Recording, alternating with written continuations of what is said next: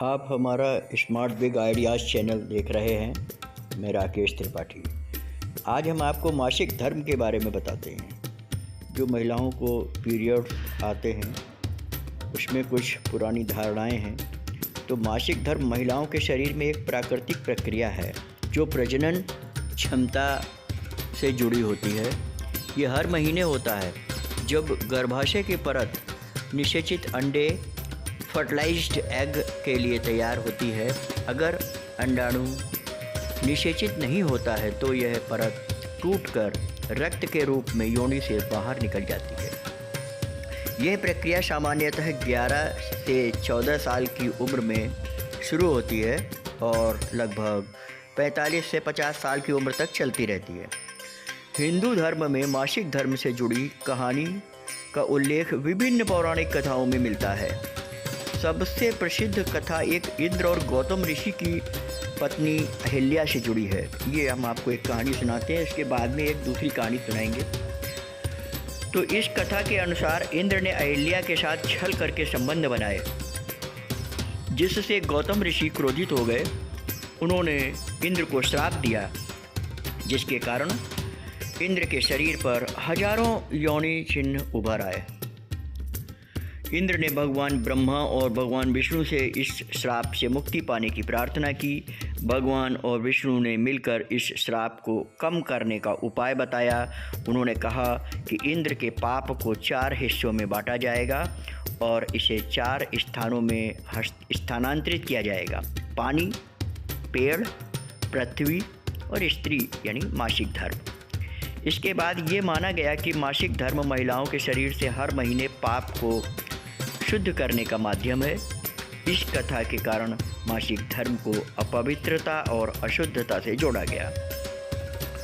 परिणाम स्वरूप मान्यताएं बहुत सी हैं। मासिक धर्म को धार्मिक अशुद्धता से जोड़ा गया। महिलाओं को मंदिर जाने, पूजा करने और धार्मिक कार्यों से दूर रखा जाने लगा। अब हम आपको दूसरी एक महाभारत में दक्ष और प्रजापति की कथा सुनाते हैं। एक और कथा दक्ष प्रजापति और माता सती से संबंधित है।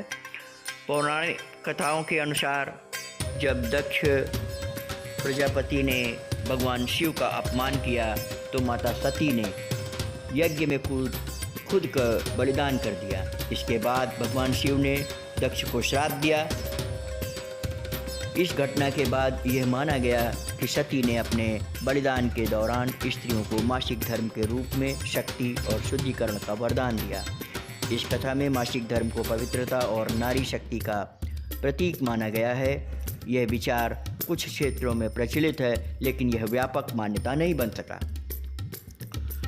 अब जैन धर्म के बारे में बताएं। जैसे जैन धर्म में मासिक धर्म को अशुद्ध माना गया है। यह धारणा है कि मासिक धर्म के दौरान महिलाओं का शरीर शुद्ध नहीं होता, इसलिए उन्हें पूजा पाठ और धार्मिक कार्यों से दूर रहना चाहिए। अब हम आपको बौद्ध धर्म का बताते हैं। तो बौद्ध धर्म में मासिक धर्म को एक सामान्य शारीरिक प्रक्रिया माना गया है। हालांकि कुछ बौद्ध परंपराओं में इसे धर्म कर्म के लिए उपयुक्त समय नहीं माना जाता। ऐसे ही ईसाई धर्म में बताते हैं। ईसाई धर्म में बाइबिल में मासिक धर्म का उल्लेख किया गया है। पुराने नियम यानी ओल्ड टेस्टामेंट के अनुसार मासिक धर्म के दौरान महिलाओं को अशुद्ध माना जाता था। उन्हें धार्मिक गतिविधियों और सामूहिक आयोजनों से दूर रखा जाता था। लेविटिकस 15, 19, 30 इसमें कहा गया है कि मासिक धर्म के दौरान महिला 7 दिनों तक अशुद्ध मानी जाती है। जो भी महिला को छूता है वह भी अशुद्ध माना जाता है। तो मासिक धर्म की पौराणिक कथाओं का प्रभाव है। पौराणिक कहानियों ने मासिक धर्म को सामाजिक और धार्मिक दृष्टिकोण से गहराई से प्रभावित किया है। हिंदू धर्म और अन्य धर्मों में मासिक धर्म को अशुद्धता और पाप से जोड़ने वाली कहानियाँ समाज में इस धारणा को फैलाने का मुख्य कारण बनी। धार्मिक वर्जनाओं के कारण महिलाओं को पूजा पाठ, धार्मिक स्थलों और सामाजिक आयोजनों से दूर रखा गया। आज के समय में शिक्षा और जागरूकता के माध्यम से इन मिथकों को तोड़ने की कोशिश हो रही है। अब धार्मिक कथाओं का वैज्ञानिक दृष्टिकोण से कथाओं को समझने और व्याख्या करने के लिए वैज्ञानिक दृष्टिकोण जरूरी है।